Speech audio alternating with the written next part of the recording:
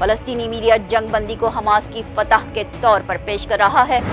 गजा के Askari wing अल-कस्साम brigade के तर्जुमान अबू उबैदा का कहना है कि हम तो गजा जंगबंदी मुआहदे का एहतराम करने के लिए पुरअज़्म हैं। सालिसकार इसराइल को भी मुआहदे का एहतराम करने का पाबंद करें।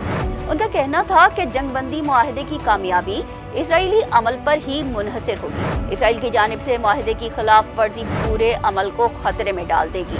उन्होंने मजीद कहा कि गजा पर कब्जा तमाम बुराइयों की जड़ है और हम इस कब्जे को खत्म करवा कर रहेंगे और गजा पर कब्जा बरकरार रखने की तमाम तर कोशिशों का ताकत से मुकाबला करेंगे। फलस्तीनी मुजाहमती तंजीम हमास ने जंगबंदी मुआहदे के तहत 3 इसराइली खवातीन कैदियों को रेड क्रॉस के हवाले कर दिया है और रेड क्रॉस की टीम ने इसराइली खवातीन को गजा में इसराइल के खुसूसी यूनिट पहुंचा भी दिया है। मतलब साफ है, यरगमाली खवातीन इसराइल पहुंच चुकी हैं।